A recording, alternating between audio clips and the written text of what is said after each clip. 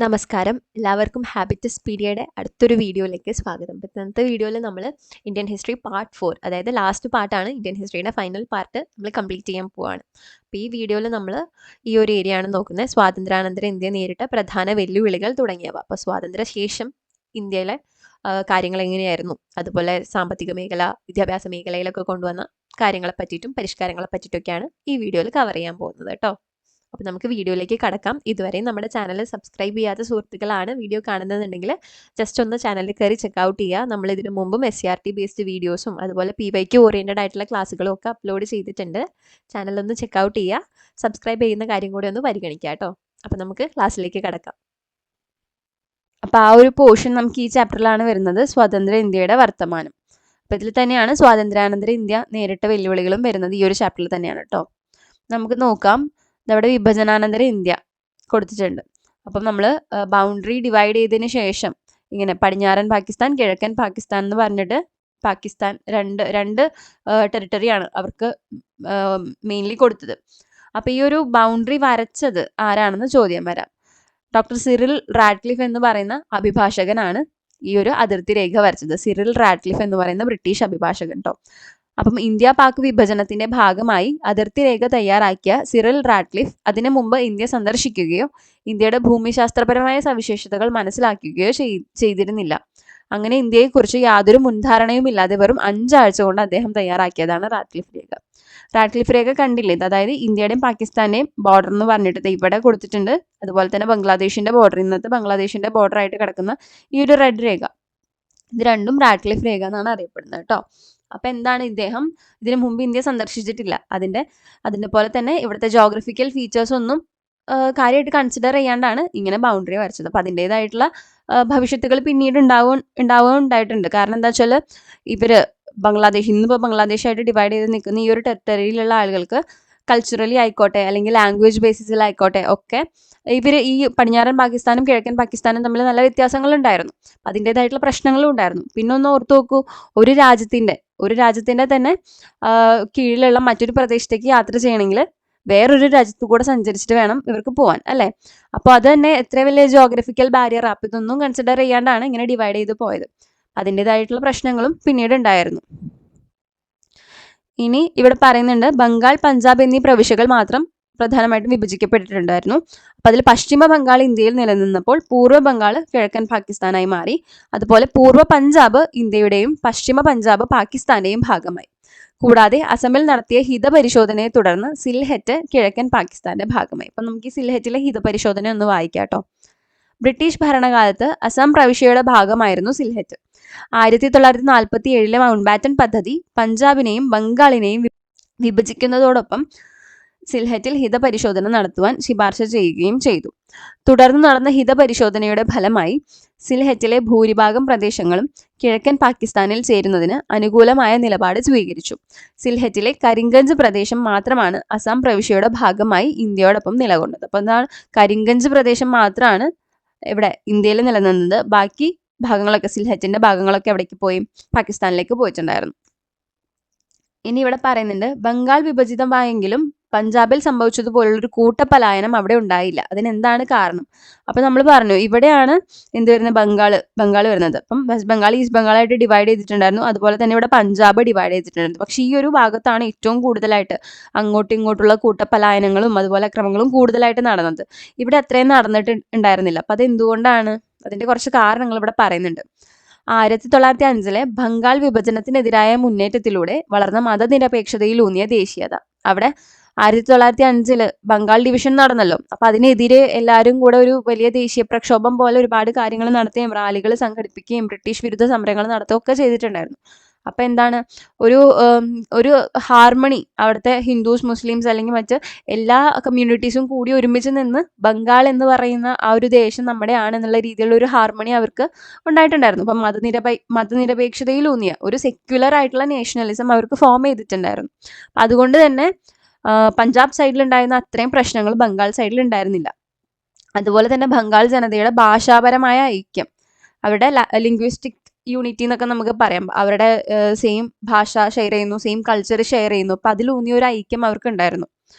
ബ്രഹ്മപുത്ര നദിയും അവയുടെ പോഷക നദികളും ഇരു രാജ്യങ്ങളിലേക്കുമുള്ള പെട്ടെന്നുള്ള പലായനത്തിന് വിഘാതമായി. അതുപോലെ തന്നെ എന്താണ്, ഒരുപാട് റിവർ ക്രോസ് ചെയ്തിട്ട് വേണ്ടി വരും അങ്ങോട്ടും ഇങ്ങോട്ടും കടക്കാൻ. അപ്പം അതുകൊണ്ട് തന്നെ അത് ഈ പെട്ടെന്നുള്ള പലായനത്തിന് പെട്ടെന്നുള്ള ഒരു മൈഗ്രേഷന് ബുദ്ധിമുട്ട് വന്നു. ഇനി അതുപോലെ തന്നെ അവിടെ ഉണ്ടായിരുന്ന ആ ഒരു ഈ പറഞ്ഞ ഡിവിഷന് ശേഷം ഉണ്ടായിരുന്ന പലായനത്തിൻ്റെയും അതിനെ സംബന്ധിച്ച് അവിടെ നടന്ന അക്രമങ്ങളുടെയൊക്കെ പറ്റി കുറച്ച് കാര്യങ്ങൾ പറയുന്നുണ്ട്. ലക്ഷക്കണക്കിന് അഭയാർത്ഥികൾ ഇന്ത്യയിൽ നിന്ന് പാകിസ്ഥാനിലേക്കും പാകിസ്ഥാനിൽ നിന്ന് ഇന്ത്യയിലേക്കും പ്രവഹിച്ചു. വ്യാപകമായ അക്രമങ്ങൾ ഉണ്ടാവുകയും 10,000 കൊല്ലപ്പെടുകയും ചെയ്തു. കൊൽക്കത്ത, ഡൽഹി, ലാഹോർ തുടങ്ങിയ സ്ഥലങ്ങളിൽ വർഗീയ ലഹളകൾ പൊട്ടിപ്പുറപ്പെട്ടു. ഒട്ടേറെ സ്ത്രീകൾക്ക് മാനഹാനി സംഭവിച്ചു. നിരവധി സ്ത്രീകളും കുട്ടികളും തട്ടിക്കൊണ്ടുപോകലിന് ഇരകളായി. അപ്പോൾ ഇതൊക്കെയാണ് എന്താ പറയുക, നമ്മൾ ഇതിൻ്റെ ഒരു നെഗറ്റീവ് എഫക്ട്സ് അല്ലെങ്കിൽ നെഗറ്റീവ് ഇമ്പാക്റ്റ് എന്ന് പറയാൻ പറ്റുക ഈ പറഞ്ഞ പാർട്ടീഷൻ്റെ. ഇനി അതുപോലെ മൗനത്തിൻ്റെ മറുപുറം എന്ന ഗ്രന്ഥത്തിൽ ഉർവശി ഭൂട്ടാലിയ ഉദ്ധരിച്ച വാർത്ത എന്ന് പറഞ്ഞിട്ട് ടെക്സ്റ്റിൽ കൊടുത്തിട്ടുണ്ട്. പക്ഷേ ഈ ഒരു സംഭവം പലതവണ PSC ചോദിച്ചിട്ടുണ്ട്.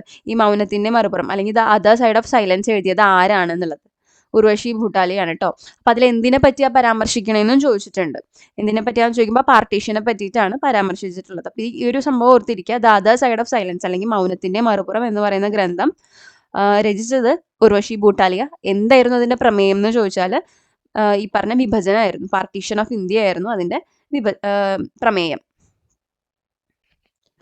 ഇനി ഇവിടെ ഈ കോളത്തിൽ ഭരണഘടനയിലേക്കുള്ള പടവുകൾ എന്ന് പറഞ്ഞ് കൊടുത്തിട്ടുണ്ട്. അതായത് ഇന്ത്യൻ കോൺസ്റ്റിറ്റ്യൂഷൻ ഫോർമേഷനെ പറ്റിയിട്ടുള്ള കുറച്ച് ഫാക്ട്സ് ആണ് ഇതിൽ കൊടുത്തിട്ടുള്ളത്. നമുക്ക് നോക്കാം. 1946 ഡിസംബർ 13 ഭരണഘടനാ നിർമ്മാണ സഭയുടെ പ്രവർത്തനം ഔപചാരികമായി ആരംഭിച്ചു. അപ്പോൾ ഒഫീഷ്യലി ഈ പറയുന്ന ഭരണഘടനാ നിർമ്മാണ സഭ പ്രവർത്തനം ആരംഭിച്ചത് എന്നാണ് 1946 ഡിസംബർ 13. ഇനി അതിൻ്റെ ബേസിസ് എന്തായിരുന്നു? ജവഹർലാൽ നെഹ്റു അവതരിപ്പിച്ച ലക്ഷ്യപ്രമേയം അത് അംഗീകരിച്ചുകൊണ്ടാണ് ഇവർ പ്രവർത്തനം ആരംഭിക്കുന്നത്. അപ്പം ഒബ്ജക്റ്റീവ് റെസൊല്യൂഷൻ എന്നാണ് പറയുക. ഒബ്ജക്റ്റീവ് റെസൊല്യൂഷൻ, ലക്ഷ്യപ്രമേയം. അത് അവതരിപ്പിച്ചത് ആരാണെന്ന് ചോദിച്ചാൽ ജവഹർലാൽ നെഹ്റു ആണെന്ന് പറയാൻ കിട്ടണം. അപ്പോൾ ജവഹർലാൽ നെഹ്റു അവതരിപ്പിച്ച ലക്ഷ്യപ്രമേയം 1947 ജനുവരി 22 ഭരണഘടനാ നിർമ്മാണ സഭ അംഗീകരിച്ചു. തുടർന്ന് 1949 നവംബർ 26 ഭരണഘടനാ നിർമ്മാണ സഭ പുതിയ ഭരണഘടനയ്ക്ക് അംഗീകാരം നൽകിയത് പ്രിയാമ്പിളിൽ കൊടുത്തിട്ടുള്ള ഡേറ്റ് ആണ് അല്ലേ. 1949 നവംബർ 26 പുതിയ ഭരണഘടന അംഗീകരിക്കപ്പെട്ടു. അപ്പോൾ അംഗീകാരം നൽകിയത് 1949 നവംബർ 26.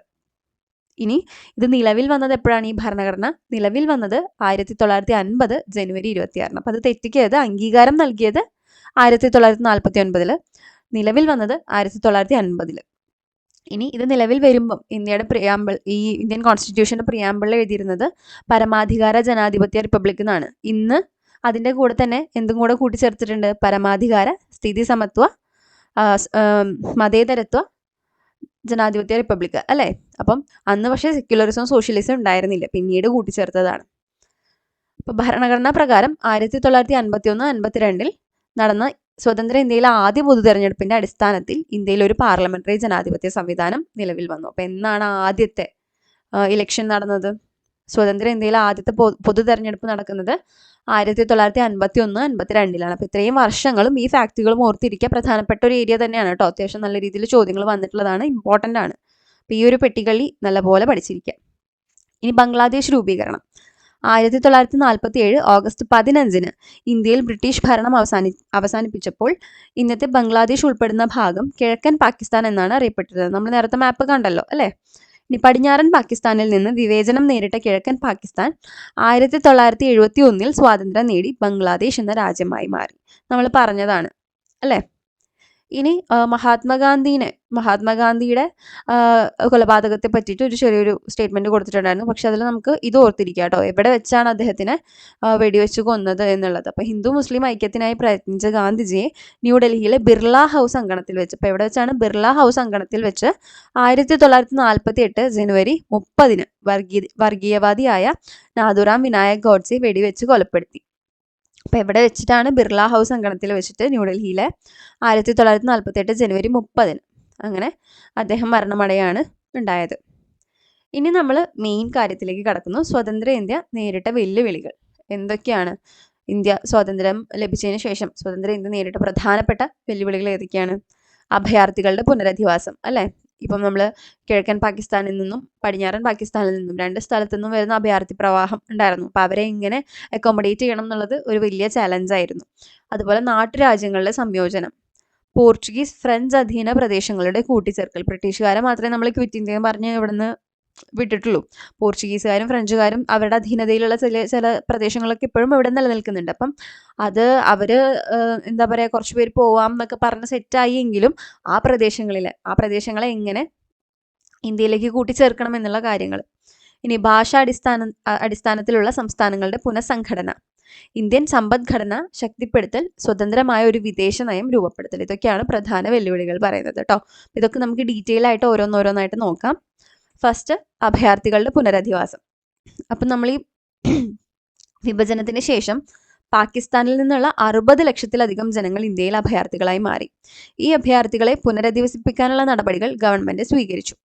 1951 ആയപ്പോഴേക്കും പടിഞ്ഞാറൻ പാകിസ്ഥാനിൽ നിന്നുള്ള അഭയാർത്ഥി പ്രശ്നം പൂർണ്ണമായും പരിഹരിക്കാൻ സാധിച്ചു. അപ്പോൾ പടിഞ്ഞാറൻ, അതായത് ഇപ്പോഴത്തെ പാകിസ്ഥാൻ, ശരിക്കുള്ള പാകിസ്ഥാനിൽ നിന്നുള്ള അഭയാർത്ഥി പ്രശ്നം ഏകദേശം 1951 നമുക്ക് പരിഹരിക്കാൻ സാധിച്ചു. വിഭജന കാലത്ത് കിഴക്കൻ പാകിസ്ഥാനിൽ നിന്നുള്ള അഭയാർത്ഥി പ്രവാഹം താരതമ്യേന കുറവായിരുന്നു. കാരണം നമ്മൾ പറഞ്ഞല്ലോ അല്ലേ, അവിടെ ഈ പറഞ്ഞ പോലെ ബംഗാളിന്റെ ആ ഒരു യൂണിറ്റി ഒക്കെ ഉണ്ടായിരുന്നതുകൊണ്ട് അവിടെ അത്രയും വലിയ പ്രശ്നങ്ങൾ ഉണ്ടായിരുന്നില്ല. പക്ഷെ പിൽക്കാലത്ത് കിഴക്കൻ പാകിസ്ഥാനും പടിഞ്ഞാറൻ പാകിസ്ഥാനും തമ്മിലുള്ള സംഘർഷങ്ങൾ മൂലം കിഴക്കൻ പാകിസ്ഥാനിൽ നിന്നും ഇന്ത്യയിലേക്കുള്ള അഭയാർത്ഥി പ്രവാഹം തുടർന്നുകൊണ്ടേയിരുന്നു. 1971 ബംഗ്ലാദേശിന്റെ രൂപീകരണത്തോടെയാണ് ഈ അഭയാർത്ഥി പ്രശ്നം താൽക്കാലികമായെങ്കിലും പരിഹരിക്കാനായത്. അപ്പോൾ പിന്നീട് എന്താണ്, ഈ കിഴക്കൻ പാകിസ്ഥാനും പടിഞ്ഞാറൻ പാകിസ്ഥാനും തമ്മിലുള്ള പ്രശ്നം കാരണം ആ ഒരു പ്രശ്നം മൂലം പാകിസ്ഥാനിൽ നിന്ന് ഇന്ത്യയിലേക്ക് കുറേ പേര് വരാൻ തുടങ്ങി.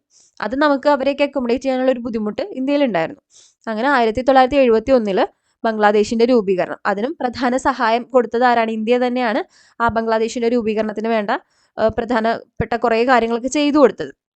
അപ്പം അതിനുശേഷം ഈ ഒരു അഭയാർത്ഥി പ്രശ്നം കുറച്ചെങ്കിലും കുറഞ്ഞു. ഇനി നാട്ടുരാജ്യങ്ങളുടെ സംയോജനം.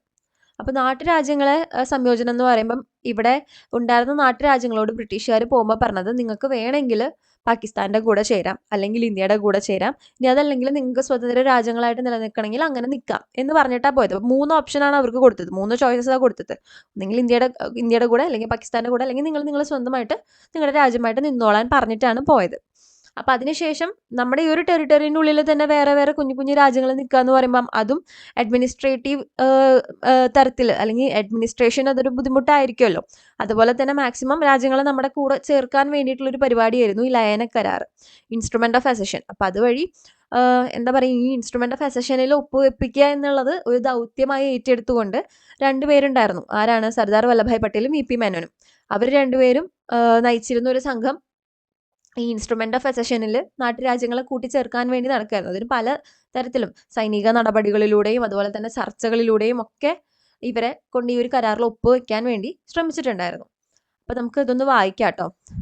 1947 ഇന്ത്യൻ സ്വാതന്ത്ര്യ നിയമപ്രകാരം ഇന്ത്യയിലെ 565 നാട്ടുരാജ്യങ്ങൾക്ക് സ്വതന്ത്ര ഇന്ത്യയിലോ പാകിസ്ഥാനിലോ ചേരുവാനോ സ്വതന്ത്ര രാജ്യങ്ങളായി നിലനിൽക്കാനോ അധികാരമുണ്ടായിരുന്നു.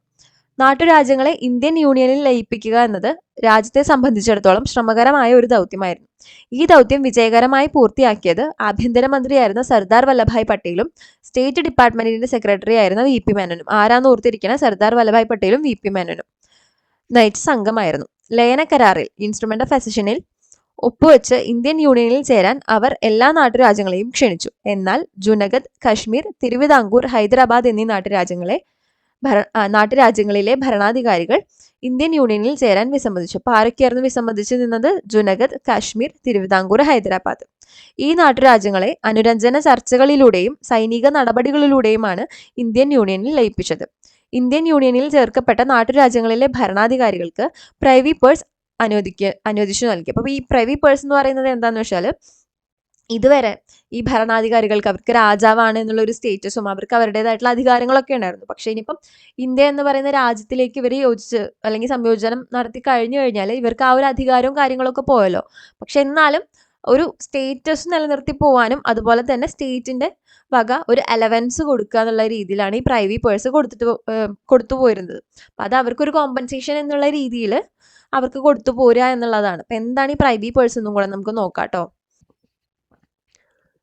Privy purse. അപ്പോൾ ഇനി ഇന്ത്യൻ യൂണിയനിൽ ലയിപ്പിക്കുന്നതിന്റെ ഭാഗമായി നാട്ടുരാജ്യങ്ങളിലെ രാജാക്കന്മാരുമായി ചില കരാറുകളിൽ ഇന്ത്യ ഗവൺമെന്റ് ഒപ്പുവെച്ചു. ഇതിനെ തുടർന്ന് രാജാക്കന്മാർക്ക് അധികാരവും വരുമാനവും നഷ്ടപ്പെട്ടു. ഇത് പരിഹരിക്കുന്നതിനായി ഈ നാട്ടുരാജ്യങ്ങളിലെ ഭരണകുടുംബങ്ങൾക്ക് സർക്കാർ സാമ്പത്തിക സഹായമായ ഒരു നിശ്ചിത തുക നൽകി. ഇതാണ് പ്രിവി പേഴ്സ് എന്നറിയപ്പെടുന്നത്. ഇതിനായി ഭീമമായ തുക സർക്കാരിന് ചെലവായിരുന്നു. 1971 ഇന്ദിരാഗാന്ധി പ്രധാനമന്ത്രിയായിരുന്ന കാലഘട്ടത്തിൽ ഭരണഘടനയുടെ 26ാം ഭേദഗതി പ്രകാരം പ്രിവി പേഴ്സ് നിർത്തലാക്കുകയാണ് ചെയ്തത്, അല്ലേ? അപ്പോൾ നോക്കൂ, ഈ ഒരു പ്രിവി പേഴ്സ് ആദ്യം കൊടുത്തു പോന്നിരുന്നു, പക്ഷെ പിന്നീട് ആ അത്രയും വലിയൊരു എമൗണ്ട് സർക്കാരിന് ശരിക്കും ഒരു വലിയൊരു ഭാരമായിട്ട് തീരുകയാണ് ഉണ്ടാകുന്നത്. പിന്നീട് 1971 ഇന്ദിരാഗാന്ധിയുടെ കാലത്ത് 26ാം ഭേദഗതി പ്രകാരം പ്രിവി പേഴ്സ് നിർത്തലാക്കി. ഇത്രയും കാര്യങ്ങൾ ജസ്റ്റ് ഓർത്തിരിക്കുക കേട്ടോ. ഇനി അടുത്തൊരു ചലഞ്ച് എന്തായിരുന്നു? ഫ്രഞ്ച് പോർച്ചുഗീസ് അധീന പ്രദേശങ്ങളുടെ മോചനം. 1947 നമുക്ക് ബ്രിട്ടീഷുകാരിൽ നിന്നും മാത്രമാണ് സ്വാതന്ത്ര്യം ലഭിച്ചത്. അവർ മാത്രമാണ് ഇവിടുന്ന് പോയത്. പിന്നെ ഫ്രാൻസിന്റെയും പോണ്ടിച്ചേരിയുടെയും അധീന പ്രദേശങ്ങൾ ഇവിടെ മാപ്പിൽ കൊടുത്തിട്ടുണ്ട്. ഫ്രഞ്ച് അധീന പ്രദേശങ്ങൾ ഏതൊക്കെയാണ്? മാഹി, കാരയ്ക്കൽ, പോണ്ടിച്ചേരി, യാനം, ചന്ദ്രനഗർ. ഈ പിങ്ക് കളറിൽ കൊടുത്തിട്ടുള്ളത്. ഇനി ബ്ലൂ കളറിൽ കൊടുത്തിട്ടുള്ളതൊക്കെ പോർച്ചുഗീസിന്റെ അധീന പ്രദേശങ്ങളാണ്. ദിയു, ദാമൻ, അതുപോലെ ദാദ്ര നാഗർ ഹവേലി, ഗോവ. അപ്പം ഇന്ത്യ ഗവൺമെന്റിന്റെ അഭ്യർത്ഥന മാനിച്ചുകൊണ്ട് അവിടുത്തെ പ്രദേശങ്ങളിൽ ഒരുപാട് ജനകീയ സമരങ്ങളൊക്കെ നടക്കുന്നുണ്ടായിരുന്നു.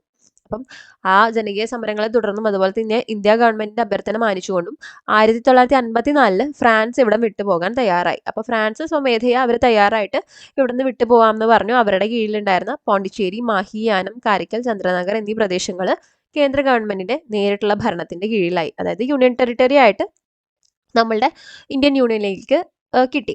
ഇനി പോർച്ചുഗീസുകാരാണെങ്കിൽ ഇവിടുന്ന് പോവില്ല എന്ന് പറഞ്ഞ് നിൽക്കുകയായിരുന്നു. അവരുടെ കീഴിലുള്ള പ്രദേശങ്ങളൊന്നും വിട്ടു നൽകാൻ അവർ സമ്മതിച്ചില്ല. അപ്പോൾ ഗോവ, ദാമൻ, ദിയു എന്നീ പ്രദേശങ്ങളൊന്നും അവർ വിട്ടു നൽകാൻ സമ്മതിച്ചില്ല. പക്ഷെ 1954 അവിടെ ജനകീയ സമരങ്ങൾ നല്ലപോലെ ശക്തിപ്പെട്ടു. 1954 ജനകീയ സമരത്തെ തുടർന്ന് ദാദ്ര നാഗർ ഹവേലി പ്രദേശങ്ങളിലെ പോർച്ചുഗീസ് ആധിപത്യം അവസാനിച്ചു. ദാദ്ര നാഗർ ഹവേലിയിലെ പോർച്ചുഗീസ് ആധിപത്യം 1954 അവസാനിച്ചു. അതുപോലെ തന്നെ 1961 സൈനിക നടപടിയിലൂടെ ഗോവ, ദാമൻ, ദിയു എന്നീ പ്രദേശങ്ങൾ മോചിപ്പിക്കപ്പെട്ടു. അപ്പം 54 ദാദ്ര നാഗർ ഹവേലിയിലെ ജനകീയ സമരം. ഇനി 61 ഗോവ, ദാമൻ ആൻഡ് ദിയുവിലൊക്കെ എന്ത് ചെയ്തു? സൈനിക നടപടി അതിലൂടെ മോചിപ്പിക്കപ്പെട്ടു. എന്നിട്ട് ഇവയെല്ലാം ഇന്ത്യൻ യൂണിയനിൽ ലയിപ്പിക്കപ്പെടുകയും ചെയ്തു. അങ്ങനെയാണ് ഫ്രഞ്ച് പോർച്ചുഗീസ് അധീന പ്രദേശങ്ങൾ എവിടെ ചേർന്നത്? ഇന്ത്യൻ യൂണിയനിൽ ചേർന്നത്. ഇനി അടുത്തൊരു ചലഞ്ച് ആയിരുന്നു ഭാഷാടിസ്ഥാനത്തിലുള്ള സംസ്ഥാനങ്ങളുടെ പുനഃസംഘടന.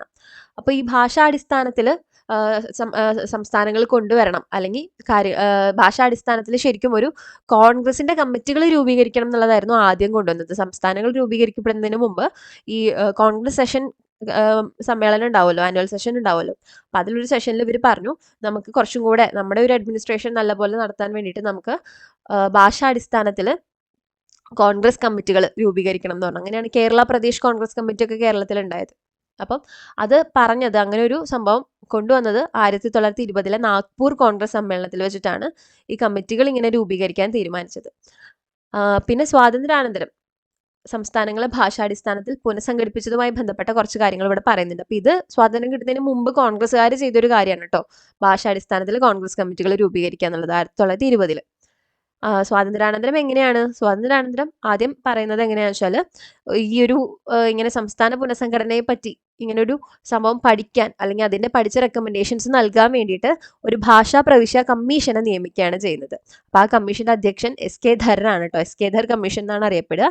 അദ്ദേഹത്തിന്റെ അധ്യക്ഷതയിൽ 1948 ഈ ഒരു ഭാഷാ പ്രവിശ്യ കമ്മീഷനെ ഭരണഘടനാ നിർമ്മാണ സമിതി നിയമിക്കുന്നത്. അപ്പോൾ ആദ്യം S.K. ധർ കമ്മീഷൻ 1948 ഒരു ഭാഷാ പ്രവിശ്യ കമ്മീഷനായിട്ട് നിലവിൽ വരികയും സംസ്ഥാന പുനഃസംഘടനയെ പറ്റി പഠിക്കാൻ വേണ്ടി അവർ കാര്യങ്ങൾ മുന്നോട്ട് നീക്കുകയും ചെയ്തു.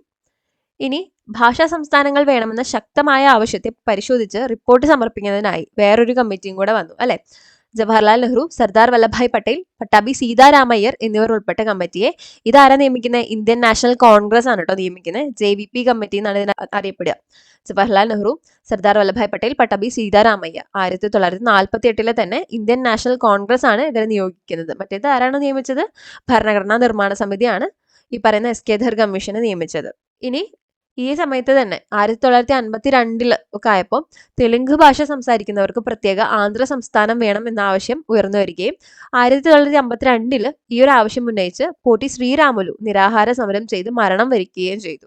തുടർന്നുണ്ടായ പ്രക്ഷോഭത്തിന്റെ ഫലമായി 1953 ഒക്ടോബർ 1 ആന്ധ്ര സംസ്ഥാനം നിലവിൽ വന്നു. അപ്പം അങ്ങനെയാണ് ഭാഷാടിസ്ഥാനത്തിൽ നിലവിൽ വന്ന ആദ്യത്തെ സംസ്ഥാനമായിട്ട് ആന്ധ്രാപ്രദേശ് മാറുന്നത്. പിന്നീട് 1953 തന്നെ ജസ്റ്റിസ് ഫസൽ അലിയുടെ നേതൃത്വത്തിൽ സർദാർ KM പണിക്കർ, HN കുൻസ്രു എന്നിവരെ ഉൾപ്പെടുത്തി സംസ്ഥാന പുനഃസംഘടനാ കമ്മീഷനെ കേന്ദ്ര സർക്കാർ നിയോഗിച്ചു. അപ്പോൾ കേന്ദ്ര സർക്കാർ ഫസൽ അലി കമ്മീഷനെ നിയോഗിക്കുന്നുണ്ട്, സ്റ്റേറ്റ് റീഓർഗനൈസേഷൻ കമ്മീഷൻ. ആരൊക്കെയായിരുന്നു മെമ്പേഴ്സ്? ഫസൽ അലി ആയിരുന്നു അതിന്റെ നേതൃത്വത്തിൽ, പിന്നെ സർദാർ KM പണിക്കരും HN കുൻസ്രു ആയിരുന്നു മറ്റ് മെമ്പേഴ്സ്. ഇനി ഏറ്റവും ഫൈനലി എങ്ങനെയാണ് 1956 സംസ്ഥാന പുനഃസംഘടനാ ബില്ല് പാർലമെന്റ് പാസ്സാക്കി. അതിന്റെ അടിസ്ഥാനത്തിൽ 1956 നവംബർ 1 14 ഭാഷാ സംസ്ഥാനങ്ങളും 6 കേന്ദ്രഭരണ പ്രദേശങ്ങളും രൂപീകൃതമായി. അപ്പം സംസ്ഥാന പുനഃസംഘടനാ ബില്ല് പാർലമെന്റ് പാസ്സാക്കിയത് 1956. അതിന്റെ അടിസ്ഥാനത്തിൽ 14 സംസ്ഥാനങ്ങളും 6 കേന്ദ്രഭരണ പ്രദേശങ്ങളും 1956 നവംബർ 1 നിലവിൽ വന്നു. ഇത്രയും കാര്യങ്ങളാണ് ഇവിടെ പറയാനുള്ളത്. ഇനി മറ്റൊരു പ്രധാന പ്രശ്നം എന്ന് പറയുന്നത് ഇന്ത്യയിൽ നിലനിന്നിരുന്ന സാമ്പത്തിക പ്രശ്നങ്ങളായിരുന്നു. അപ്പം ഇവിടെ നിന്ന് ഇന്ത്യയുടെ വെൽത്തൊക്കെ ലൂട്ട് ചെയ്ത്, അല്ലെങ്കിൽ ഇവിടെ നമ്മൾ അത്രയും ഡ്രെയിൻ ചെയ്തിട്ടാണ് ബ്രിട്ടീഷുകാർ ഇവിടെ നിന്ന് പോയത്. അപ്പം അത്രയും തന്നെ എന്താ പറയുക, ഭക്ഷ്യക്ഷാമവും അതുപോലെ തന്നെ ദാരിദ്ര്യമൊക്കെ നിറഞ്ഞൊരു അവസ്ഥയിലാണ് ഇന്ത്യനെ നമ്മുടെ കൈകളിലേക്ക് വെച്ച് തരുന്നത് തിരിച്ച്. അപ്പം നമുക്ക് ഒരുപാട് സാമ്പത്തിക പ്രശ്നങ്ങൾ ഉണ്ടായിരുന്നു. അതിനെ എങ്ങനെ മറികടക്കണമെന്ന് ഉള്ള ഒരു ചിന്തയിലിരിക്കുമ്പോഴാണ് നെഹ്റു മിശ്ര സമ്പദ് വ്യവസ്ഥ അഡോപ്റ്റ് ചെയ്യാം, അതായത് മിക്സ്ഡ് എക്കണോമി സിസ്റ്റം അഡോപ്റ്റ് ചെയ്യാം എന്നുള്ളൊരു നിഗമനത്തിലേക്ക് എത്തുന്നത്. അപ്പം ഈ മിശ്ര സമ്പദ് വ്യവസ്ഥ എന്ന് പറഞ്ഞാൽ ഇപ്പോൾ US ഒക്കെ പോലെ ക്യാപിറ്റലിസ്റ്റ് എക്കണോമി ഉണ്ട്, മൊത്തത്തിൽ ഫ്രീ ആയിട്ടുള്ള, അതായത് ഓപ്പൺ എക്കോണമി എന്നൊക്കെ ഉള്ള പോലെ ഫ്രീ മാർക്കറ്റ് സിസ്റ്റം. അതല്ലാതെ സോവിയറ്റിലൊക്കെ ഉള്ള പോലെ തന്നെ ഈ പറയുന്ന കമ്മ്യൂണിസ്റ്റ് എക്കണോമി പോലെയുള്ളത്, അതായത് സ്റ്റേറ്റിനാണ് എല്ലാ മോണോപ്പൊളിയും, സ്റ്റേറ്റ് ആണ് ഫുൾ കാര്യങ്ങൾ ചെയ്യുന്നതും, സ്റ്റേറ്റിന്റെ റെസ്ട്രിക്ഷനിലാണ് എല്ലാം നടക്കുന്നത്. അപ്പം അത് രണ്ടും നമുക്ക് അത്ര ആപ്റ്റായിട്ട് തോന്നിയില്ല. പക്ഷെ രണ്ടിലും കുറച്ച് ബെനിഫിറ്റ്സ് ഉള്ള കാര്യങ്ങളുണ്ടല്ലോ. അപ്പം രണ്ടിൻ്റെയും നല്ല വശങ്ങളെ കൂട്ടിച്ചേർത്തുകൊണ്ട് ഒരു മിക്സ്ഡ് എക്കോണമി ആണ് നമ്മൾ അഡോപ്റ്റ് ചെയ്തത്. അപ്പം സോവിയറ്റ് യൂണിയന്റെ സാമ്പത്തിക ആസൂത്രണ മാതൃകയിൽ ഇന്ത്യയിൽ ഒരു ആസൂത്രണ കമ്മീഷൻ രൂപീകരിക്കാൻ നെഹ്റു മുൻകൈ എടുത്തു. അപ്പോൾ സോവിയറ്റ് യൂണിയനിലുള്ള പോലെ ഒരു പ്ലാനിംഗ് കമ്മീഷൻ, നമ്മൾ അടുത്ത 5 വർഷത്തിൽ എന്ത് ചെയ്യണം, ഇനിയുള്ള 10 വർഷത്തിൽ എന്ത് ചെയ്യണം, എങ്ങനെയൊക്കെയാണ് നമ്മുടെ എക്കണോമിനെ നമുക്ക് വളർത്തിയെടുക്കേണ്ടത് എന്നുള്ള രീതിയിൽ പ്ലാനിംഗ് കമ്മീഷൻ കൊണ്ടുവരാൻ വേണ്ടി സോവിയറ്റ് യൂണിയന്റെ മാതൃകേനെ നമ്മൾ ഫോളോ ചെയ്തിട്ടുണ്ടായിരുന്നു. അപ്പം അങ്ങനെ ഒരു ആസൂത്രണ കമ്മീഷൻ കൊണ്ടുവന്നു. അതുപോലെ തന്നെ ഇന്ത്യയുടെ പൊതുമേഖലയ്ക്ക് പ്രാധാന്യം നൽകുന്ന ഒരു മിശ്ര സമ്പദ് വ്യവസ്ഥ, അതായത് ഇന്ത്യയുടെ പബ്ലിക് സെക്ടറിന് പ്രാധാന്യം കൊണ്ടുവരുന്ന ഒരു മിശ്ര സമ്പദ് വ്യവസ്ഥ. അപ്പം മോസ്റ്റ്ലി ഈ സോവിയറ്റ് യൂണിയന്റെ ഒരു പാത പിന്തുടരുന്നു എന്നുണ്ടെങ്കിലും ടോട്ടലി അങ്ങനെ ഒരു എക്കണോമി അല്ല, നമ്മൾ കുറച്ച് ഫ്രീ മാർക്കറ്റിന്റെ സംഭവം കുറച്ച് ഇൻക്ലൂഡ് ചെയ്തിട്ട് ഒരു മിശ്ര സമ്പദ് വ്യവസ്ഥയാണ് നമ്മൾ പിന്തുടർന്നത്. ഇനി സ്വതന്ത്ര ഇന്ത്യയുടെ പ്രധാന പ്രശ്നങ്ങൾ ഭക്ഷ്യദൗർലഭ്യവും ദാരിദ്ര്യവുമായിരുന്നു. ഇതിനെ മറികടക്കുന്നതിനായാണ് 1ാം പഞ്ചവത്സര പദ്ധതി കാർഷിക വികസനത്തിന് ഊന്നൽ നൽകിയത്. അപ്പോൾ 1ാം പഞ്ചവത്സര പദ്ധതി, ഫസ്റ്റ് 5 ഇയർ പ്ലാനിൽ എന്തായിരുന്നു? കാർഷിക വികസനമായിരുന്നു നമ്മുടെ മെയിൻ അജണ്ട എന്ന് പറയുന്നത്. കാർഷിക വ്യാവസായിക മേഖലകളുടെ അഭിവൃദ്ധിക്കായി ജലസേചന സൗകര്യവും ഊർജോൽപാദനവും ആവശ്യമായിരുന്നു. അതിനായി രാജ്യത്തിന്റെ വിവിധ ഭാഗങ്ങളിൽ അണക്കെട്ടുകൾ നിർമ്മിക്കാൻ ശ്രമം ആരംഭിച്ചു. അപ്പോൾ ആ ഒരു സമയത്ത് പണി കഴിപ്പിച്ച അണക്കെട്ടുകളാണ് സത്ലജ് നദിയിലെ ബക്രാനങ്കൽ, ദാമോദർ നദീതട പദ്ധതി, അതുപോലെ മഹാനദിയിലെ ഹിരാക്കുഡ് ഡാം തുടങ്ങിയവ. ഇത് ഓർത്തിരിക്കാട്ടോ ഇതിന്റെ പേരുകൾ. അപ്പം ഇതൊക്കെ 1ാം പഞ്ചവത്സര പദ്ധതി കാലത്ത് പണി കഴിപ്പിച്ചിട്ടുള്ള ഡാമുകളാണ്. ഇനി 2ാമത്തെ പഞ്ചവത്സര പദ്ധതിനെ പറ്റി പറയുമ്പം സാമ്പത്തിക വികസനം ഉറപ്പുവരുത്തുന്നതിനും തൊഴിലില്ലായ്മ പരിഹരിക്കുന്നതിനുമായി 2ാം പഞ്ചവത്സര പദ്ധതി ഊന്നൽ നൽകി. അപ്പം അതിൽ എന്താണ് നമ്മൾ കൊണ്ടുവന്നത്? തൊഴിലില്ലായ്മ, അതുപോലെ തന്നെ കുറച്ചും കൂടെ ഹെവി ഇൻഡസ്ട്രീസിനൊക്കെ നമ്മൾ ഊന്നൽ കൊടുത്തതായിരുന്നു 2ാമത്തെ പദ്ധതി. പൊതുമേഖലയെ ശക്തിപ്പെടുത്തിക്കൊണ്ടുള്ള രാജ്യപുരോഗതിയാണ് പഞ്ചവത്സര പദ്ധതികളിലൂടെ ഇന്ത്യ ലക്ഷ്യം വെച്ചത്. വിദേശ രാജ്യങ്ങളുടെ സാമ്പത്തിക സാങ്കേതിക സഹായത്തോടു കൂടി പൊതുമേഖലയിൽ ഇരുമ്പുരുക്ക് വ്യവസായശാലകൾ ആരംഭിച്ചു. അപ്പോൾ കുറേ അയൺ ആൻഡ് സ്റ്റീൽ ഇൻഡസ്ട്രീസ് ആ സമയത്ത് സെക്കൻഡ് 5 ഇയർ പ്ലാനിന്റെ സമയത്ത് നമ്മൾ ആരംഭിച്ചിട്ടുണ്ടായിരുന്നു. അപ്പോൾ അത് ഏതൊക്കെയാണെന്ന് ഇവിടെ കൊടുത്തിട്ടുണ്ട്. ഇത് വളരെ വളരെ ഇമ്പോർട്ടൻ്റ് ആണ്, ഒരുപാട് തവണ റിപ്പീറ്റഡ് ആയിട്ട് ചോദിച്ചിട്ടുണ്ട്. അത് എന്തായാലും പഠിച്ചിട്ട് നിങ്ങൾ എക്സാമിന് പോകാൻ പാടുള്ളൂ. അപ്പോൾ റൂർക്കേല ഇരുമ്പുരുക്ക് വ്യവസായശാല ഏത് സംസ്ഥാനത്താണ്? ഒഡീഷയിലാണ്. ഈ സഹായം നൽകിയ രാജ്യമാണ് പ്രത്യേകമായിട്ടും പഠിക്കേണ്ടത്. അപ്പോൾ അത് ഏതാണ്? ജർമ്മനിയാണ്. ജർമ്മനിയുടെ സഹായത്തോടു കൂടി ഒഡീഷയിൽ നമ്മൾ സ്ഥാപിച്ച ഇരുമ്പുരുക്ക് വ്യവസായശാലയാണ് റൂർക്കേല കേട്ടോ. ഇനി ഭിലായ് പ്ലാന്റ്, ഭിലായ് ഇരുമ്പുരുക്ക് വ്യവസായശാല ഛത്തീസ്ഗഡിലാണ്. സോവിയറ്റ് യൂണിയന്റെ സഹായത്തോടെയാണ് അത് പണി കഴിപ്പിച്ചത്. ഇനി ദുർഗാപൂർ ഇരുമ്പുരുക്ക് വ്യവസായശാല പശ്ചിമ ബംഗാളിലാണ്. യുണൈറ്റഡ് കിങ്ഡം ആണ് സഹായം നൽകിയത്. ബൊക്കാറോ ഇരുമ്പുരുക്ക് വ്യവസായശാല ഝാർഖണ്ഡിലാണ്. സോവിയറ്റ് യൂണിയനാണ്. അപ്പോൾ സോവിയറ്റ് യൂണിയന്റെ സഹായത്തോടു കൂടി 2 എണ്ണമാണ്, ഭിലായും ബൊക്കാറോവും. Rourkela Germany, Durgapur UK. UK അല്ലെങ്കിൽ ബ്രിട്ടൻ എന്ന് ഓർത്തിരിക്കുക കേട്ടോ. അപ്പോൾ ഇത് നല്ലപോലെ റിപ്പീറ്റ് ചെയ്ത് തറവാക്കി പഠിക്കുക. Rourkela Germany, Bhilai Bokaro Soviet union, Durgapur UK അല്ലെങ്കിൽ ബ്രിട്ടൻ. തറവാക്കിയിട്ട് പോവാട്ടോ. ഇനി അടുത്തത് ഭൂപരിഷ്കരണത്തിനെ പറ്റിയിട്ടാണ് പറയുന്നത്. അപ്പോൾ ഇവിടെ എന്ന് പറഞ്ഞു കഴിഞ്ഞാൽ നല്ല രീതിയിൽ എന്താ പറയുക, ആ ഒരു പോവേർട്ടി റിഡൺ ആയിട്ടുള്ള ഒരു സ്റ്റേറ്റ് ആയിരുന്നു ആ സമയത്ത് നമ്മളൊക്കെ. അപ്പോൾ ഒരുപാട് എന്താ പറയുക, ദാരിദ്ര്യത്തിൽ കഴിയുന്ന ജനങ്ങൾക്ക് സ്വന്തമായിട്ട് കൃഷി ചെയ്ത് ജീവിക്കാനുള്ള ലാൻഡ് പോലും ഉണ്ടായിരുന്നില്ല. അപ്പോൾ ഈ ദാരിദ്ര്യ നിർമ്മാർജ്ജനത്തിനും അതുപോലെ തന്നെ ഭക്ഷ്യോൽപാദനം വർദ്ധിപ്പിക്കുന്നതിനും വേണ്ടിയിട്ടൊക്കെ നമ്മുടെ ഗവൺമെന്റ് സ്റ്റാർട്ട് ചെയ്ത പരിപാടിയായിരുന്നു ലാൻഡ് റിഫോംസ്. ഈ ലാൻഡ് റിഫോംസ് ഗവൺമെന്റിന്റെ കീഴിൽ വരുന്നതിന് മുമ്പേ തന്നെ, അല്ലെങ്കിൽ ഈ നിയമനിർമ്മാണത്തിലൂടെ അല്ലാതെ ഭൂപരിഷ്കരണം ഒരു മൂവ്മെന്റ് ആയിട്ട് നടപ്പിലാക്കാം, അങ്ങനെ കൊണ്ടുവന്നതാണ് ഈ ഭൂദാന പ്രസ്ഥാനം എന്ന് പറയുന്നത്. അപ്പോൾ ഈ ഭൂപരിഷ്കരണ പ്രസ്ഥാനം, ലാൻഡ് റിഫോംസ് എന്ന് പറയുന്നത് ഗവൺമെന്റിന്റെ നിയമനിർമ്മാണത്തിലൂടെ കൊണ്ടുവന്നതാണെങ്കിൽ അതിനെ ഒരു മൂവ്മെന്റ് ആയിട്ട്, റിഫോർമേഷൻ മൂവ്മെന്റ് ആയിട്ട് വിനോബ ഭാവയുടെ നേതൃത്വത്തിൽ ഭൂദാന പ്രസ്ഥാനം എന്ന പേരിലും ഇവിടെ നടന്നിട്ടുണ്ടായിരുന്നു. അപ്പോൾ ഇത് രണ്ടും നമുക്ക് നോക്കാം. ഫസ്റ്റ് നമുക്ക് ഭൂദാൻ മൂവ്മെന്റ് നോക്കാം. നിയമനിർമ്മാണത്തിലൂടെ അല്ലാതെ ഭൂപരിഷ്കരണം നടപ്പിലാക്കുന്നതിനായി വിനോബ ഭാവയുടെ നേതൃത്വത്തിൽ ആരംഭിച്ചതാണ് ഭൂദാന പ്രസ്ഥാനം. വിനോബ ഭാവയും അനുയായികളും ഗ്രാമങ്ങൾ തോറും പദയാത്രകൾ നടത്തി വൻകിട ഭൂ ഉടമകളെ അവരുടെ കൈവശമുള്ള ഭൂമിയുടെ 1/6, അപ്പോൾ വലിയ വലിയ ജന്മിമാരും ഭൂപുരോഹിതന്മാരും ഉണ്ടാവല്ലോ, അവരുടെ 1/6 ഭൂമി ഭൂദാനമായിട്ട് നൽകുന്നതിന് പ്രേരിപ്പിക്കുകയും അങ്ങനെ ലഭിച്ച ഭൂമി ഭൂരഹിതർക്ക് വിതരണം ചെയ്യുകയും ചെയ്തു. ഭൂപരിഷ്കരണ നിയമങ്ങൾ നിലവിൽ വന്നതോടെ ഭൂദാന പ്രസ്ഥാനത്തിന്റെ പ്രസക്തി കുറഞ്ഞു. അപ്പോൾ ഇതെന്താണ്, ഒരു സോഷ്യൽ റിഫോർമേഷൻ മൂവ്മെന്റ് പോലെ. ആരുടെ നേതൃത്വത്തിലാണ്? വിനോബ ഭാവയുടെ നേതൃത്വത്തിൽ ഭൂ ഉടമകളുടെ കൈവശമുള്ള 1/6 ഭൂമി അത് എങ്ങനെ ചെയ്യണം, ഈ ഭൂദാനമായിട്ട് നൽകണമെന്നും പ്രേരിപ്പിച്ചുകൊണ്ടാണ് അവർ ഈ ഒരു മൂവ്മെന്റ് മുന്നോട്ട് കൊണ്ടുപോയത്. ഇനി ഭൂപരിഷ്കരണത്തിലേക്ക് വരുമ്പോൾ, സ്വതന്ത്ര ഇന്ത്യയിൽ കാർഷിക രംഗത്ത് ശ്രദ്ധേയമായ മാറ്റങ്ങൾക്ക് തുടക്കം കുറിച്ച നടപടിയായിരുന്നു ഭൂപരിഷ്കരണം. വ്യക്തികൾക്ക് കൈവശം വയ്ക്കാവുന്ന ഭൂമിയുടെ പരിധി നിശ്ചയിക്കുക എന്നതായിരുന്നു ഇതിലൂടെ ലക്ഷ്യമിട്ടത്. സ്വാതന്ത്ര്യത്തിന് മുമ്പ് തന്നെ ഇന്ത്യയിൽ ഭൂപരിഷ്കരണം എന്ന ആശയം രൂപപ്പെട്ടിരുന്നു. നെഹ്റുവിന്റെ അധ്യക്ഷതയിൽ കൂടിയ ഒരു കമ്മിറ്റിയുടെ ശുപാർശ പ്രകാരം സാമ്പത്തിക വികസനം ലക്ഷ്യമാക്കി JC കുമരപ്പയുടെ നേതൃത്വത്തിൽ ഒരു കാർഷിക പരിഷ്കരണ കമ്മിറ്റിയെ നിയോഗിച്ചു. അപ്പോൾ ഇത് ഓർത്തിരിക്കുക. ആരായിരുന്നു ഈ അഗ്രേറിയൻ റിഫോംസ് കമ്മിറ്റി അല്ലെങ്കിൽ കാർഷിക പരിഷ്കരണ കമ്മിറ്റിയുടെ നേതാവ്? JC കുമരപ്പ. അപ്പോൾ ലാൻഡ് റിഫോംസുമായിട്ട് ബന്ധപ്പെട്ടിട്ടുള്ള അഗ്രേറിയൻ റിഫോംസ് കമ്മിറ്റിയുടെ നേതൃത്വം ആരായിരുന്നു എന്ന് ചോദിച്ചാൽ JC കുമരപ്പ. ഓർത്തിരിക്കുക കേട്ടോ, പ്രധാനപ്പെട്ടതാണ്. ഇനി അദ്ദേഹത്തിന്റെ ആ കമ്മിറ്റിയുടെ റിപ്പോർട്ടിന്റെ അടിസ്ഥാനത്തിൽ ഭൂവുടമകൾക്ക് കൈവശം വയ്ക്കാവുന്ന ഭൂമിയുടെ പരിധി നിശ്ചയിച്ച് മിച്ച ഭൂമി പിടിച്ചെടുത്ത് ഭൂരഹിതരായ കർഷകർക്ക് വിതരണം ചെയ്യുന്നതിനുള്ള നിയമം നടപ്പിലാക്കി. ഇതൊരു പരിധിവരെ ദാരിദ്ര്യ നിർമ്മാർജ്ജനത്തിനും ഭക്ഷ്യോൽപാദനം വർദ്ധിപ്പിക്കുന്നതിനും സഹായകമായി. ഇത്രയാണ് ലാൻഡ് റിഫോംസിനെ പറ്റി പറയുന്നത്. ഇനി ഇവിടെ അടുത്തത് പറയുന്നത് ഭക്ഷ്യോൽപാദനം വിപ്ലവങ്ങളിലൂടെ എന്നുള്ളതാണ്. അപ്പോൾ ഭക്ഷ്യോൽപാദന മേഖലയിൽ നമുക്ക് സെൽഫ് സഫിഷ്യൻസി അറ്റൈൻ ചെയ്യാൻ വേണ്ടിയിട്ട് ഇന്ത്യയിൽ ഒരുപാട് പദ്ധതികൾ നടപ്പിലാക്കി. അതുപോലെ തന്നെ ഒരുപാട് കാര്യങ്ങൾ ഇതിനെ പ്രയോറിറ്റൈസ് ചെയ്തുകൊണ്ടിട്ട് ഈ ഒരു അഗ്രികൾച്ചർ സെക്ടറിലും അതുപോലെ തന്നെ ഓരോ കാര്യങ്ങളിലെയും അതിനെ പ്രയോറിറ്റൈസ് ചെയ്തുകൊണ്ട് ഒരുപാട് പദ്ധതികൾ മുന്നോട്ട് വെച്ചിട്ടുണ്ടായിരുന്നു. അപ്പോൾ ഇതിനെയൊക്കെ നമ്മൾ വിപ്ലവങ്ങൾ എന്നാണ് വിളിക്കുക. ധവള വിപ്ലവം, അതുപോലെ തന്നെ ഹരിത വിപ്ലവം, നീല വിപ്ലവം, അങ്ങനെ ഓരോ സെക്ടറിനെയും ഓറിയന്റ് ചെയ്തിട്ട് ഓരോ വിപ്ലവങ്ങൾ എന്നുള്ള രീതിയിൽ മുന്നോട്ട് വെച്ചിട്ടുണ്ടായിരുന്നു. അപ്പോൾ അതിൽ ഏറ്റവും പ്രധാനപ്പെട്ടത് ഹരിത വിപ്ലവമാണ്. ഒരുപാട് തവണ റിപ്പീറ്റഡ് ആയിട്ട് PSCയിൽ ചോദ്യം വന്നിട്ടുണ്ട്. അപ്പോൾ ഈ ഒരു പാരഗ്രാഫ് അത്രയും ഇമ്പോർട്ടൻ്റ് ആണ് കേട്ടോ. കാർഷിക മേഖലയുടെ പുരോഗതിയും ഭക്ഷ്യോൽപാദന രംഗത്തെ സ്വയം പര്യാപ്തതയും ലക്ഷ്യമാക്കിയാണ് ഹരിത വിപ്ലവം, ഗ്രീൻ റവല്യൂഷൻ ആരംഭിച്ചത്. അത്യുൽപാദന ശേഷിയുള്ള വിത്തിനങ്ങൾ, ജലസേചന സൗകര്യങ്ങൾ, രാസവളം, കീടനാശിനികൾ, അത്യാധുനിക യന്ത്രങ്ങൾ എന്നിവ ഉപയോഗപ്പെടുത്തി ചുരുങ്ങിയ കാലം കൊണ്ട് കാർഷിക മേഖലയിൽ കൈവരിച്ച ഹരിത വിപ്ലവം എന്നറിയപ്പെടുന്നു. 1960 മുതൽ 1970 വരെയും 1970 മുതൽ 1980 വരെയുമായി 2 ഘട്ടങ്ങളിലാണ് ഹരിത വിപ്ലവം നടന്നത്. ഡോക്ടർ MS സ്വാമിനാഥൻ ഇന്ത്യയിലെ ഹരിത വിപ്ലവത്തിന്റെ പിതാവായി അറിയപ്പെടുന്നു. അപ്പോൾ ഇവിടെ നിന്ന് ഈ പോയിന്റ്സ് എല്ലാം ചോദ്യമായിട്ട് മുൻവർഷങ്ങളിൽ വന്നിട്ടുണ്ട്. ഇത് അത്യുൽപാദന ശേഷിയുള്ള വിത്തിനങ്ങൾ, ജലസേചന സൗകര്യങ്ങൾ എന്നൊക്കെയുള്ള കാര്യങ്ങൾ പോയിന്റ് കൊടുത്തിട്ട് ഇതിൽ ഏതൊക്കെയാണ് ഹരിത വിപ്ലവത്തിന്റെ സവിശേഷതയായിട്ടുള്ളത് എന്ന് ചോദിച്ചിട്ടുണ്ട്.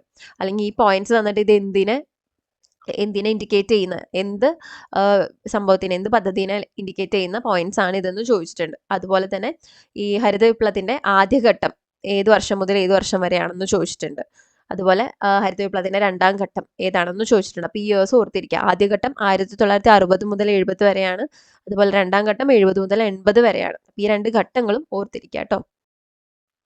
ഇനി അതുപോലെ തന്നെ ഹരിത വിപ്ലവത്തിനെ തുടർന്ന് പാലിന്റെയും പാലുൽപ്പന്നങ്ങളുടെയും വർധനവ് ലക്ഷ്യമിട്ട് നടപ്പിലാക്കിയ ധവള വിപ്ലവവും മത്സ്യ ഉൽപാദന മേഖലയുടെ പുരോഗതി ലക്ഷ്യമാക്കിയുള്ള നീല വിപ്ലവം. അപ്പൊ ധവള വിപ്ലവം എന്ന് പറയുമ്പോൾ എന്താണ്? പാലിന്റെയും പാലുൽപ്പന്നങ്ങളുടെയും വർധനവിന് വേണ്ടിയിട്ട്. അതുപോലെ നീല വിപ്ലവം എന്തായിരുന്നു? മത്സ്യ ഉൽപാദന മേഖലയുമായി ബന്ധപ്പെട്ടുള്ളതാണ്. അപ്പൊ ഇതൊക്കെ ഇന്ത്യയിൽ വിജയകരമായി നടപ്പിലാക്കി. ഇതിലൂടെ രാജ്യത്ത് നിരവധി തൊഴിലവസരങ്ങൾ സൃഷ്ടിക്കാനും രാജ്യത്തിന്റെ സാമ്പത്തിക വളർച്ച ഉറപ്പാക്കാനും സാധിച്ചു. ഇനി ധവള വിപ്ലവത്തിനെ പറ്റി പറയുമ്പം ഇവിടെ മലയാളിയായ ഡോക്ടർ വർഗീസ് കുര്യന്റെ നേതൃത്വത്തിൽ ഇന്ത്യയിൽ പാൽ ഉൽപാദനത്തിന്റെ സമൂലമായ മാറ്റങ്ങൾക്ക് ധവള വിപ്ലവത്തിലൂടെ തുടക്കം കുറിച്ചു. അപ്പോൾ ഇവിടെ വർഗീസ് കുര്യനാണ് ധവള വിപ്ലവത്തിന്റെ പിതാവ് എന്ന് അറിയപ്പെടുന്നത് കേട്ടോ. ഹരിത വിപ്ലവത്തിന്റെ പിതാവ് ഡോക്ടർ MS സ്വാമിനാഥൻ, ധവള വിപ്ലവത്തിന്റെ പിതാവ് ഡോക്ടർ വർഗീസ് കുര്യനാണ്. ഇതിന്റെ ഭാഗമായി ഗുജറാത്തിലെ ആനന്ദ് എന്ന നഗരത്തിൽ district cooperative milk producers union limited എന്ന പേരിൽ ഒരു ക്ഷീരോത്പാദക സംഘത്തിന്റെ പ്രവർത്തനം ആരംഭിക്കുകയും ക്രമേണ ഇത് ആനന്ദ് മിൽക്ക് യൂണിയൻ ലിമിറ്റഡ്, അപ്പം അമൂൽ ഇട്ട് ഓർത്തിരിക്കുക, വളരെ ഫേമസ് അല്ലേ, എന്ന പ്രശസ്തമായ ക്ഷീരോത്പാദന സംഘമായി മാറുകയും ചെയ്തു. അപ്പം അമൂലിന്റെ ഈ ഒരു ഇത് എവിടെയാണ് ഈ സ്ഥലം ഇത് സ്ഥിതി ചെയ്യുന്നത് എന്നൊക്കെ ചോദിച്ചു കഴിഞ്ഞാൽ ഗുജറാത്തിലെ ആനന്ദ് എന്ന നഗരത്തിലാണെന്നുള്ളതും ഓർത്തിരിക്കുക കേട്ടോ. ഇനി ബാങ്കുകളുടെ ദേശസാൽക്കരണം. സ്വതന്ത്ര ഇന്ത്യയിലെ ബാങ്കുകൾ വൻകിട വ്യവസായികളുടെയും സമ്പന്നരായ വ്യക്തികളുടെയും ഉടമസ്ഥതയിലായിരുന്നു. ബാങ്കുകൾ സമ്പന്നർക്ക് മുൻഗണന നൽകിയതിനാൽ കർഷകർക്കും സാധാരണക്കാർക്കും വായ്പയും മറ്റ് ബാങ്ക് സേവനങ്ങളും ലഭിക്കാതെ വന്നു. തുടർന്ന് 1969 ഇന്ദിരാഗാന്ധിയുടെ നേതൃത്വത്തിലുള്ള ഇന്ത്യ ഗവൺമെന്റ് 14 പ്രധാന ബാങ്കുകളുടെ ഉടമസ്ഥത ഏറ്റെടുത്തു. ഇത് ബാങ്ക് ദേശസാൽക്കരണം എന്നറിയപ്പെട്ടു. പിൽക്കാലത്ത് 6 ബാങ്കുകൾ കൂടി സർക്കാർ ഏറ്റെടുത്തു. അപ്പോൾ ഈ ബാങ്ക് ദേശസാൽക്കരണം എപ്പോഴാണ് നടക്കുന്നത്? 1969 ഇന്ദിരാഗാന്ധിയുടെ നേതൃത്വത്തിലുള്ള ഗവൺമെന്റുള്ള സമയത്താണ്. 14 ബാങ്കുകളാണ് ആദ്യം ഏറ്റെടുത്തത്. പിന്നീട് 6 ബാങ്കുകൾ കൂടി സർക്കാർ ഏറ്റെടുത്തു. ഇനി സ്വാതന്ത്ര്യാനന്തരം ആസൂത്രണത്തിൽ അധിഷ്ഠിതമായ ഒരു സാമ്പത്തിക നയമാണ് ഇന്ത്യ പിന്തുടർന്നത്. അപ്പം കൂടുതലും ഇങ്ങനെ പ്ലാനിങ് ഓറിയന്റഡ് ആയിട്ടുള്ളതൊക്കെയായിരുന്നു. പിന്നെ നമ്മൾ എന്താണ് പബ്ലിക് സെക്ടറിന് കുറച്ചും കൂടെ ഊന്നൽ കൊടുത്തിട്ടുള്ള ഒരു രീതിയായിരുന്നു നമ്മുടേത് അല്ലെ. പക്ഷെ എന്നാൽ 1990-കളിൽ നമ്മൾക്ക് അറിയാം എന്ത് ചെയ്തു, കുറച്ചും കൂടെ നമ്മൾ ഓപ്പൺ അപ്പ് ചെയ്തു അല്ലെ. ഈ പറഞ്ഞ LPG റിഫോംസ് ഒക്കെ വന്നു. രാജ്യത്തിന്റെ സാമ്പത്തിക നയത്തിൽ പ്രകടമായ മാറ്റങ്ങൾ ഉണ്ടായി എന്നാണ് പറയുന്നത് 1990-കളിൽ. തുടർന്ന് ഉദാരവൽക്കരണം, സ്വകാര്യവൽക്കരണം, ആഗോളവൽക്കരണം, LPG റിഫോംസ് അല്ലെ, ലിബറലൈസേഷൻ, പ്രൈവറ്റൈസേഷൻ ആൻഡ് ഗ്ലോബലൈസേഷൻ എന്നീ സാമ്പത്തിക നയങ്ങൾക്ക് മുൻതൂക്കം ലഭിച്ചു. തത്ഫലമായി പൊതുമേഖലയിലെ പല സംരംഭങ്ങളും സ്വകാര്യവൽക്കരിക്കപ്പെട്ടു, പ്രൈവറ്റൈസ് ചെയ്തു. അപ്പം അങ്ങനെ നമ്മൾ കുറച്ചും കൂടെ നമ്മുടെ എക്കണോമിനെ കുറച്ചും കൂടെ പ്രൈവറ്റ് സെക്ടറിനും അതുപോലെ തന്നെ ഫോറിൻ ഇൻവെസ്റ്റ്മെന്റിനൊക്കെ വേണ്ടി നമ്മൾ ഓപ്പൺ അപ്പ് ചെയ്തു കൊടുത്തു. ഇനി വിദ്യാഭ്യാസം. അപ്പോൾ വിദ്യാഭ്യാസത്തിനെ പറ്റി പറയുമ്പം ഇവിടെ ആക്ച്വലി ഇംഗ്ലീഷ് എഡ്യൂക്കേഷൻ്റെ സംഭവങ്ങളൊക്കെ കൊണ്ടുവന്ന് ഇവിടെ ഒരു നമ്മുടെ എഡ്യൂക്കേഷൻ സിസ്റ്റത്തിനൊരു ബേസ് ഉണ്ടാക്കി തന്നത് ശരിക്കും ബ്രിട്ടീഷ് കാലഘട്ടത്തിൽ തന്നെയാണ് അല്ലേ. ആധുനിക വിദ്യാഭ്യാസത്തിന് ഇവിടെ അടിത്തറ പാകിയത് ബ്രിട്ടീഷ് കാലഘട്ടത്തിലായിരുന്നു, അത് നമുക്കറിയാം. പക്ഷെ എന്നാൽ ഇന്ത്യൻ വിദ്യാഭ്യാസത്തിനെ പറ്റി ഇനി പഠിക്കാനും കൂടുതൽ റെക്കമെൻഡേഷൻസ് നടത്താനും ഒക്കെ വേണ്ടി ഇന്ത്യൻ ഗവൺമെന്റ് പിന്നീട് പല ഘട്ടങ്ങളിലായിട്ട് പല കമ്മീഷനുകളിൽ നിയമിക്കുകയുണ്ടായി. അപ്പം പല പല വർഷങ്ങളിലായിട്ട് ഈ വിദ്യാഭ്യാസ കമ്മീഷൻ വരെയും അവരുടെ റെക്കമെൻഡേഷൻസ് അനുസരിച്ച് നമ്മളിവിടെ ഒരുപാട് മാറ്റങ്ങളും കാര്യങ്ങളും കൊണ്ടുവരികയും ചെയ്തിട്ടുണ്ടായിരുന്നു. അപ്പം അത് ഏതൊക്കെയാണെന്ന് ഓർത്തിരിക്കുക. 1948 കൊണ്ടുവന്നതായിരുന്നു doctor Radhakrishna commission. Doctor Radhakrishnan commission എന്തിനായിരുന്നു ആ ഒരു കമ്മീഷനെ അപ്പോയിന്റ് ചെയ്തത്? സർവകലാശാല വിദ്യാഭ്യാസത്തിനെ പറ്റി പഠിക്കാനും അതിനുവേണ്ട റെക്കമെൻഡേഷൻസ് നൽകാനായിരുന്നു. അപ്പോൾ ഡോക്ടർ രാധാകൃഷ്ണൻ കമ്മീഷൻ 1948 സർവകലാശാല വിദ്യാഭ്യാസം. പിന്നീട് 1952 doctor Lakshmanaswami Mudaliar commission secondary എഡ്യൂക്കേഷനെ പറ്റി പഠിക്കാനായിരുന്നു. സെക്കൻഡറി വിദ്യാഭ്യാസം ഡോക്ടർ ലക്ഷ്മണസ്വാമി മുതലിയാർ കമ്മീഷൻ. ഇനി മൂന്നാമത് ഡോക്ടർ DS കോത്താരി കമ്മീഷൻ 1964 വിദ്യാഭ്യാസത്തിന്റെ ദേശീയ ഘടന അത് റിഫോം ചെയ്യാനും അതുപോലെ അതിനെപ്പറ്റി പഠിക്കാനും റെക്കമെൻഡേഷൻസ് കൊടുക്കാനുമായിരുന്നു DS കോത്താരി കമ്മീഷൻ 1964. ഇനി 1986 ആദ്യത്തെ ദേശീയ വിദ്യാഭ്യാസ നയം കൊണ്ടുവന്നു. 1986 കേട്ടോ. പ്രാഥമിക വിദ്യാഭ്യാസം, തൊഴിലധിഷ്ഠിത വിദ്യാഭ്യാസം എന്നിവയായിരുന്നു ഊന്നൽ മേഖലകൾ. ഇനി 2020 ഇപ്പം നമ്മൾ കാണുന്ന ന്യൂ എഡ്യൂക്കേഷൻ പോളിസി NEP അല്ലെ, ദേശീയ വിദ്യാഭ്യാസ നയം 2020 വീണ്ടും കൊണ്ടുവന്നു. അത് പ്രീ പ്രൈമറി മുതൽ ഹയർ സെക്കൻഡറി വരെയുള്ള വിദ്യാഭ്യാസത്തിൻ്റെയും അതുപോലെ തന്നെ ഉന്നത വിദ്യാഭ്യാസത്തിൻ്റെയും പറ്റി പഠിക്കാനും അതിൻ്റെ ശുപാർശകളും ഒക്കെ ആയിട്ടാണ് ഈ ഒരു പുതിയ വിദ്യാഭ്യാസ നയം കൊണ്ടുവന്നിട്ടുള്ളത്. അപ്പം ഇത്രയും കാര്യങ്ങൾ ഓർത്തിരിക്കുക കേട്ടോ. പ്രധാനപ്പെട്ട ഏരിയ ആണ്. ഈ ബോക്സ് എന്തായാലും പഠിച്ചിട്ട് പോവാം. ഇനി അടുത്തത് അറിവിന്റെ വിപ്ലവം ശാസ്ത്ര സാങ്കേതിക വിദ്യയിലൂടെ. അപ്പോൾ സയൻസ് ആൻഡ് ടെക്നോളജി മേഖലയിലേക്കുള്ള ഇന്ത്യയുടെ വളർച്ചയ്ക്ക് വേണ്ടിയിട്ട് ആ കാലഘട്ടത്തിൽ ഒരുപാട് സ്ഥാപനങ്ങൾ നമ്മൾ രൂപീകരിക്കേണ്ടായി. അപ്പോൾ അതിൽ പ്രധാനപ്പെട്ട സ്ഥാപനങ്ങൾ ഇതൊക്കെയാണ്. അപ്പോൾ ഇത് പറയുമ്പം ഇതിൻ്റെയൊക്കെ ഹെഡ് ക്വാർട്ടേഴ്സ് എവിടെയാണെന്നുള്ള കാര്യങ്ങളും കൂടെ നിങ്ങൾ കണ്ടുപിടിച്ച് അതും കൂടെ ഒന്ന് പഠിച്ചിരിക്കാം. അധികം ചോദിക്കാൻ സാധ്യതയില്ല, പക്ഷെ എന്നാലും ഡിഗ്രി ലെവൽ എക്സാമിനൊക്കെ ഒരുപാട് ചോദിച്ചിട്ടുണ്ട്. ഇപ്പം ഈ പറഞ്ഞ എന്താണ് ബാർക്കിൻ്റെ ഹെഡ് ക്വാർട്ടേഴ്സ് എവിടെയാണ്, അതുപോലെ തന്നെ NIVയുടെ നാഷണൽ ഇൻസ്റ്റിറ്റ്യൂട്ട് ഓഫ് വൈറോളജിയുടെ ഹെഡ് ക്വാർട്ടേഴ്സ് എവിടെയാണെന്നൊക്കെ ചോദിച്ചിട്ടുണ്ട്. അപ്പോൾ അതുകൊണ്ട് അത് അറിഞ്ഞിരിക്കുക എന്നുള്ളതൊരു ബേസിക് ആയിട്ടുള്ള സംഭവമാണ്. അപ്പം നിങ്ങൾ ഈ ക്ലാസ് കണ്ടു കഴിഞ്ഞാൽ അല്ലെങ്കിൽ PDF ഡൗൺലോഡ് ചെയ്യുമ്പം ഇതിൻ്റെ സൈഡിൽ അതും കൂടി ഒന്ന് കണ്ടുപിടിച്ച് എഴുതി വെക്കുക കേട്ടോ. ഈ എക്സാമിന് അല്ലെങ്കിൽ വേറെ എക്സാംസിന് അത് ഉപകാരപ്രദമായിരിക്കും. അപ്പം ഏതൊക്കെയാണ്? Indian institute of technology IIT, പിന്നെ national institute of virology NIV, Bhabha atomic research centre BARC, all India institute of medical sciences AIIMS, പിന്നെ DRDO defence research and development organisation, Indian institute of management IIM. ഇനി smiling ബുദ്ധൻ ചിരിക്കുന്നു, അത് നമ്മുടെ ആദ്യത്തെ ആണവ പരീക്ഷണമായിരുന്നു അല്ലേ. ഭാഭ അറ്റോമിക് റിസർച്ച് സെന്റർ ആണ് ഇന്ത്യയിൽ ആണവ പരീക്ഷണങ്ങൾക്ക് നേതൃത്വം നൽകിയത്. 1974 മെയ് 18 രാജസ്ഥാനിലെ പൊഖ്രാനിലാണ് ഇന്ത്യ ആദ്യത്തെ ആണവ പരീക്ഷണം നടത്തിയത്. അപ്പോൾ എവിടെയാണ്? രാജസ്ഥാനിലെ പൊഖ്രാനിൽ 1974 മെയ് 18 സ്മൈലിംഗ് ബുദ്ധൻ ചിരിക്കുന്നു എന്ന് പറയുന്നത് നമ്മുടെ ആദ്യത്തെ ആണവ പരീക്ഷണം നടത്തിയത്. ഈ പരീക്ഷണം ബുദ്ധൻ ചിരിക്കുന്നു എന്ന പേരിൽ അറിയപ്പെടുന്നു. ആ വർഷത്തെ ബുദ്ധപൂർണിമ ദിനത്തിൽ പരീക്ഷണം നടത്തിയതിനാലാണ് ഇതിന് ഈ പേര് ലഭിച്ചത്. 1998 പൊഖ്രാനിൽ നടത്തിയ രണ്ടാമത്തെ ആണവ പരീക്ഷണമാണ് ഓപ്പറേഷൻ ശക്തി. അപ്പൊ ആദ്യത്തേത് എന്താണ്? ബുദ്ധൻ ചിരിക്കുന്നു, സ്മൈലിംഗ് ബുദ്ധ 1974.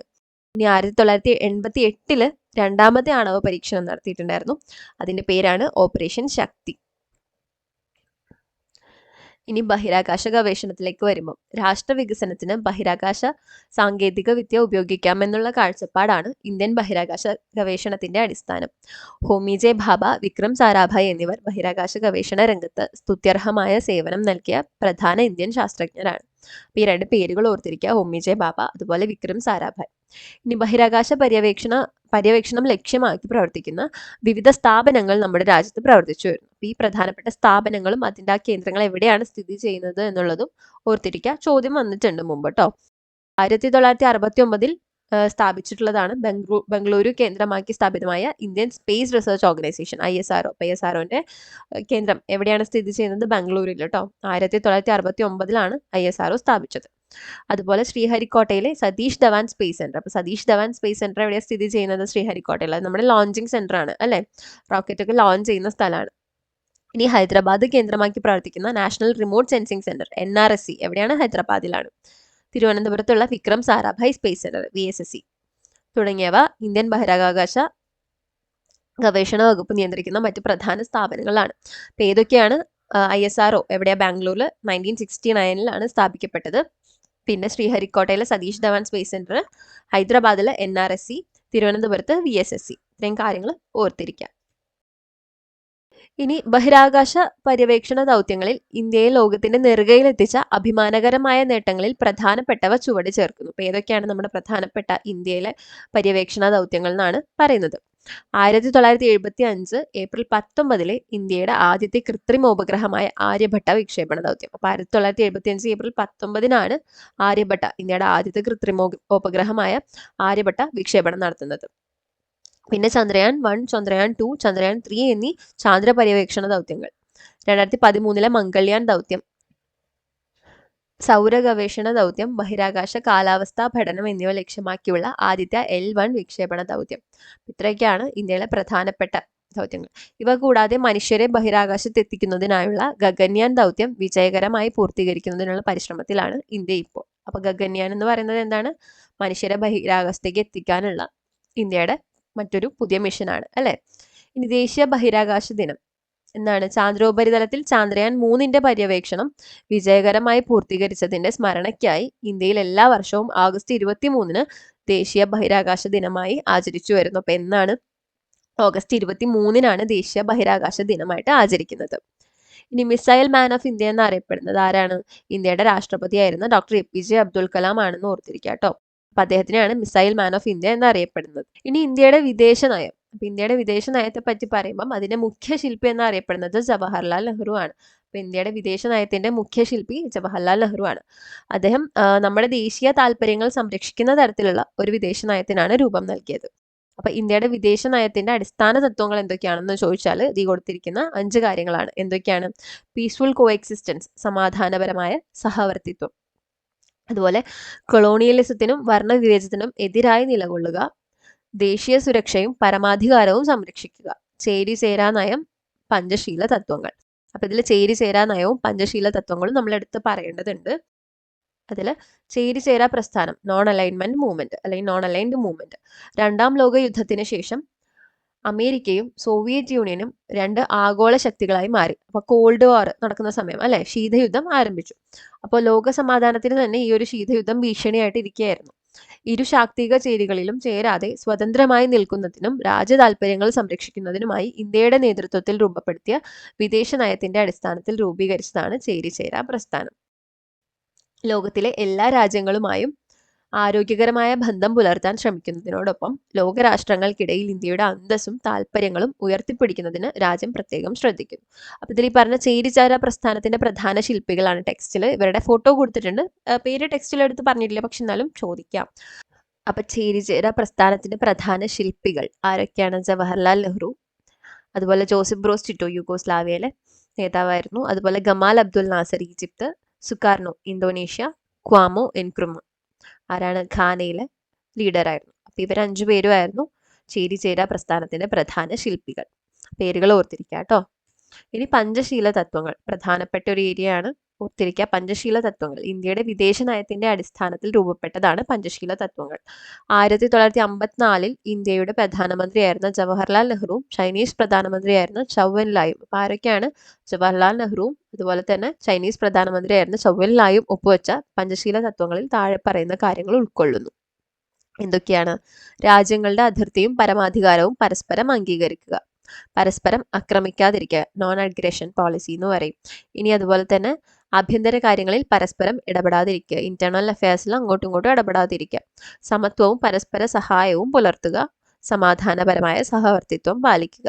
ഇതാണ് പഞ്ചശീല തത്വങ്ങൾ. ഇപ്പം ആദ്യം ഇത് ചൈനയുമായിട്ടാണ് ഒപ്പുവെച്ചതെങ്കിലും പിന്നീടും പല രാജ്യങ്ങളുമായിട്ടുള്ള ഈ ബൈലേറ്ററൽ പോളിസികളിലൊക്കെ ഇത് പഞ്ചശീല തത്വങ്ങളെ പറ്റി പരാമർശിക്കുകയും ഈ പഞ്ചശീല തത്വങ്ങൾ മറ്റു രാജ്യങ്ങളുമായിട്ടും നമ്മൾ ഈ കാര്യങ്ങൾ പ്രവർത്തിച്ചു പോരുകയും ചെയ്യുന്നുണ്ട് കേട്ടോ. അപ്പം നമുക്കിനി കുറച്ച് PYQസും കൂടെ നോക്കിയിട്ട് ഹിസ്റ്ററി അങ്ങോട്ട് അവസാനിപ്പിക്കാം അല്ലേ. ആദ്യത്തെ ചോദ്യം, ഉർവശി ഭൂട്ടാലിയാണ് കേട്ടത്. ഭൂട്ടാലിയയുടെ നിശബ്ദതയുടെ മറുവശം എന്ന കൃതി ഏത് ചരിത്ര സംഭവവുമായി ബന്ധപ്പെട്ടിരിക്കുന്നു? ഞാനത് പറഞ്ഞപ്പോഴേ പറഞ്ഞിരുന്നു, റിപ്പീറ്റഡ് ക്വസ്റ്റ്യൻ വന്നിട്ടുണ്ട്. ഏതാണ്? ഇന്ത്യൻ പാർട്ടീഷനാണ്, ഇന്ത്യ വിഭജനം. ഇനി താഴെ പറയുന്നവയിൽ ഇന്ത്യൻ വിദ്യാഭ്യാസ രംഗവുമായി ബന്ധപ്പെട്ട കമ്മീഷനുകൾ: Radhakrishnan commission, Ranganath Mishra commission, Kothari commission, Mukherjee commission. ഇതിൽ ഏതാണ് നമ്മൾ പഠിച്ച രണ്ടെണ്ണം? രാധാകൃഷ്ണ കമ്മീഷനും കോത്താരി കമ്മീഷനും അല്ലെ. 1ഉം 3ഉം ഓപ്ഷൻ എ ആണ് ശരിയായിട്ടുള്ളത്. ഇനി 1959 ജർമ്മനിയുടെ സാങ്കേതിക സഹായത്തോടെ സ്ഥാപിതമായ ഇന്ത്യയിലെ ഇരുമ്പുരുക്കശാല. അപ്പൊ ജർമ്മനിയുടെ റൂർക്കേല ആണ്. ഓപ്ഷൻ ബി ആണ്, ജർമ്മനി റൂർക്കേല. ഭിലായി ബൊക്കാറോ ഏതാണെന്ന് നമ്മൾ പറഞ്ഞ ഭിലായും ബൊക്കാറോയും റഷ്യയാണ് അഥവാ സോവിയറ്റ് യൂണിയൻ. ദുർഗാപൂർ UK ആണ്. റൂർക്കേല ജർമ്മനിയാണ്. ജർമ്മനി റൂർക്കേല. ഇനി സ്വാതന്ത്ര്യാനന്തര ഇന്ത്യയുടെ ഭാഗമാകാൻ വിസമ്മതിച്ച നാട്ടുരാജ്യങ്ങൾ. ഇതിൽ ആക്ച്വലി ഓപ്ഷൻസ് തെറ്റാണ് കേട്ടോ. ഇതിൽ നമ്മൾ പഠിച്ചത് ഏതൊക്കെയായിരുന്നു നോക്കുക? ജുനഗത്, കശ്മീർ, തിരുവിതാംകൂർ, ഹൈദരാബാദ്. 4 സ്റ്റേറ്റ്സിന്റെ കാര്യം നമ്മൾ പറയുന്നുണ്ട്, നാട്ടുരാജ്യങ്ങളുടെ കാര്യം പറയുന്നുണ്ട്. അപ്പോൾ ഇവിടെ കശ്മീർ, തിരുവിതാംകൂർ, ജുനഗത് ഇവിടെ കൊടുത്തിട്ടുണ്ട്. ഹൈദരാബാദ്, ജുനഗത്, കശ്മീർ കൊടുത്തിട്ടുണ്ട്. 2ഉം 3ഉം അല്ലാതിരിക്കുള്ളൂ. 1ഉം 4ഉം ശരിയാണ്. അപ്പോൾ ഇവിടെ കശ്മീർ, തിരുവിതാംകൂർ, ജുനഗത്, ഹൈദരാബാദ് 4 നാട്ടുരാജ്യങ്ങളും ഉത്തരത്തിൽ വരുന്നുണ്ട്. ഇനി അടുത്തത് ഇതൊരു അഡീഷണൽ ഫാക്റ്റ് ആണ്. ഇന്ത്യയിൽ സാമ്പത്തിക ആസൂത്രണത്തിന് വേണ്ടി 1950 നിലവിൽ വന്ന ആസൂത്രണ കമ്മീഷന്റെ പുതിയ രൂപം എന്താണ്? നീതി ആയോഗ് അല്ലെ. 2015 രൂപീകരിച്ച നീതി ആയോഗാണ്. ഇനി ഭാഷാടിസ്ഥാനത്തിൽ സംസ്ഥാനങ്ങളെ പുനഃസംഘടിപ്പിക്കുന്നതിനായി കേന്ദ്ര സർക്കാർ നിയമിച്ച സംസ്ഥാന പുനഃസംഘടനാ കമ്മീഷന്റെ അധ്യക്ഷൻ ആരാണ്? ഈ സ്റ്റേറ്റ് റീഓർഗനൈസേഷൻ കമ്മീഷന്റെ അധ്യക്ഷൻ ഫസൽ അലി ആയിരുന്നു അല്ലെ. ഓപ്ഷൻ ഡി ആണ്, ഫസൽ അലി. ഇനി അടുത്ത ചോദ്യം, നാട്ടുരാജ്യങ്ങളെ ഇന്ത്യൻ യൂണിയനിൽ ചേർക്കുന്നതിന് ലയനക്കരാർ, അതായത് ഇൻസ്ട്രുമെന്റ് ഓഫ് അസഷൻ നമ്മൾ പറഞ്ഞില്ലേ, ലയനക്കരാർ, അത് രൂപീകരിച്ചു. അതിന് രൂപം നൽകിയ വ്യക്തികൾ ആരൊക്കെയായിരുന്നു? ഓർമ്മയുണ്ടോ? ആരൊക്കെയായിരുന്നു? സർദാർ വല്ലഭായ് പട്ടേലും അതുപോലെ VP മേനനും. ആഭ്യന്തരമന്ത്രിയായിരുന്ന സർദാർ വല്ലഭായ് പട്ടേലും സ്റ്റേറ്റ് ഡിപ്പാർട്ട്മെന്റ്സിന്റെ സെക്രട്ടറി ആയിരുന്ന VP മേനനും. അപ്പോൾ 1ഉം 4ഉം ആണ് ഉത്തരം വരുന്നത് അല്ലേ. ഇനി ഏത് വിദേശ രാജ്യത്തിന്റെ സഹായത്തോടു കൂടിയാണ് ബൊക്കാറോയിൽ ഇരുമ്പുരുക്ക് വ്യവസായശാല സ്ഥാപിതമായത്? കുറച്ചു മുമ്പ് നമ്മൾ പറഞ്ഞുള്ളൂ അല്ലെ. ബൊക്കാറോ ആരാണ്? Soviet Union. ബൊക്കാറോയും ബിലായും, ബി വെച്ച് സ്റ്റാർട്ട് ചെയ്യുന്ന രണ്ടും സോവിയറ്റ് യൂണിയൻ ആണ് കേട്ടോ. ബൊക്കാറോയും ബിലായും സോവിയറ്റ് യൂണിയൻ ആണ്. ഭാഷയുടെ അടിസ്ഥാനത്തിൽ സംസ്ഥാന പുനഃസംഘടനാ കമ്മീഷൻ രൂപീകരിച്ചപ്പോൾ ചെയർമാനും മറ്റ് അംഗങ്ങളും ആരെല്ലാമായിരുന്നു? അപ്പം നമ്മൾ പറഞ്ഞു സ്റ്റേറ്റ് റീഓർഗനൈസേഷൻ കമ്മീഷന്റെ ചെയർമാൻ ആരായിരുന്നു? ഫസൽ അലി ഇവിടെ 2 ഓപ്ഷനിലുണ്ട്. പിന്നെ നമുക്കറിയാം KM പണിക്കരും HN ഗുഡ്സ്ട്രോ ആണെന്ന്. അപ്പോൾ ഓപ്ഷൻ സി 3 കറക്റ്റ് ആയിട്ടുള്ള ആൻസർ അല്ലേ. ഇനി ഹരിത വിപ്ലവവുമായി ബന്ധപ്പെട്ട് ശരിയല്ലാത്തത്, തെറ്റായിട്ടുള്ള സ്റ്റേറ്റ്മെൻറ്റാണ് നമ്മളോട് ചോദിച്ചിരിക്കുന്നത്. അത്യുൽപാദന ശേഷിയുള്ള വിത്തിനങ്ങൾ ഉപയോഗിച്ചു, ശരിയാണ് അല്ലേ. ഇനി 1980 കാലഘട്ടത്തിൽ ആരംഭിച്ചു. ഞാൻ പറഞ്ഞിരുന്നു കാലഘട്ടം പ്രത്യേകം ശ്രദ്ധിക്കാൻ. 80-ലാണോ? അല്ല, 60, 70 അതുപോലെ 70, 80 2 കാലഘട്ടങ്ങളിലാണ് ഇത് നടക്കുന്നത്. അപ്പോൾ ആദ്യത്തെ കാലഘട്ടം ആരംഭിക്കുന്നത് 60-കളിലാണ്. അപ്പോൾ സെക്കൻഡ് സ്റ്റേറ്റ്മെൻറ്റ് തെറ്റാണ്. ഇനി ഡോക്ടർ S സ്വാമിനാഥൻ നയിച്ചു, ശരിയാണ്. രാസവളം കീടനാശിനി ഉപയോഗം വർദ്ധിച്ചു, അതും ശരിയായിട്ടുള്ള സ്റ്റേറ്റ്മെൻ്റ് ആണ്. അപ്പോൾ ഇവിടെ തെറ്റേതാണ്? 2, ഓപ്ഷൻ സി 2 ശരിയല്ല എന്നുള്ളതാണ് ഇവിടെ ഉത്തരം വരുന്നത്. ഇനി താഴെ കൊടുത്തിരിക്കുന്നവയിൽ ധവള വിപ്ലവം ഏതുമായി ബന്ധപ്പെട്ടിരിക്കുന്നു? നമ്മൾ പറഞ്ഞിട്ടുള്ളതാണ്. അപ്പോൾ ഈ ഒരു ക്വസ്റ്റ്യൻ്റെ ആൻസർ നിങ്ങൾ താഴെ കമൻറ്റ് ബോക്സിൽ കമൻറ്റ് ചെയ്യുക കേട്ടോ. ഇതിന് ഉത്തരം ഞാൻ പറയുന്നില്ല. ധവള വിപ്ലവം എന്തുമായി ബന്ധപ്പെട്ടിരിക്കുന്നു? നമ്മൾ ക്ലാസ് എടുത്തപ്പോൾ പറഞ്ഞതാണ്. ഈസി ആയിട്ടുള്ള ക്വസ്റ്റ്യൻ ആണ്. അപ്പോൾ ഇതിൻ്റെ ഉത്തരം അറിയുന്നവർ കമൻറ്റ് ചെയ്യുക കേട്ടോ. അപ്പോൾ നമ്മൾ ഇന്ത്യൻ ഹിസ്റ്ററി 4 ഭാഗങ്ങളിലായിട്ട് 4 വീഡിയോസ് ആയിട്ട് അപ്ലോഡ് ചെയ്ത് SCRT ബേസ്ഡ് ആയിട്ടുള്ള റിവിഷൻ ഇതോടെ തീർത്തിട്ടുണ്ട്. ഇപ്പോൾ ഇതിന്ന് മാക്സിമം ഇത് പഠിക്കുക. അതുപോലെ തന്നെ ഇതിൻ്റെ PDF നിങ്ങൾക്ക് നമ്മുടെ ടെലഗ്രാം ചാനലിൽ അവൈലബിൾ ആയിരിക്കും. അതിൽ താഴെ നമ്മൾ ലിങ്ക് കൊടുത്തേക്കാം ഡിസ്ക്രിപ്ഷനിൽ. അതിൽ കയറിയാൽ നമ്മുടെ ടെലഗ്രാം ചാനലിൽ ജോയിൻ ചെയ്യാൻ പറ്റും. അവിടെ നമുക്ക് PDF ഡൗൺലോഡ് ചെയ്ത് പഠിക്കാനാണെങ്കിൽ അങ്ങനെ ചെയ്യാം കേട്ടോ. അപ്പം ഇത് നമ്മൾ കവർ ചെയ്തിട്ടുണ്ട്. മാക്സിമം PYQs ഒക്കെ വർക്കൗട്ട് ചെയ്ത് എല്ലാവരും നല്ലപോലെ പ്രിപ്പയർ ചെയ്യുക. പിന്നെ വേറെ നിങ്ങളുടെ കമൻറ്റ്സോ ക്വയറീസോ കാര്യങ്ങൾ എന്തെങ്കിലും ഉണ്ടെങ്കിൽ താഴെ കമൻറ്റ് ബോക്സിൽ കമൻറ്റ് ചെയ്യുക. ഈ വീഡിയോ നിങ്ങൾക്ക് ഉപകാരപ്പെട്ടെങ്കിൽ തീർച്ചയായും do like, share and subscribe to our channel. So thank you so much for watching the video. Happy learning with Habitus.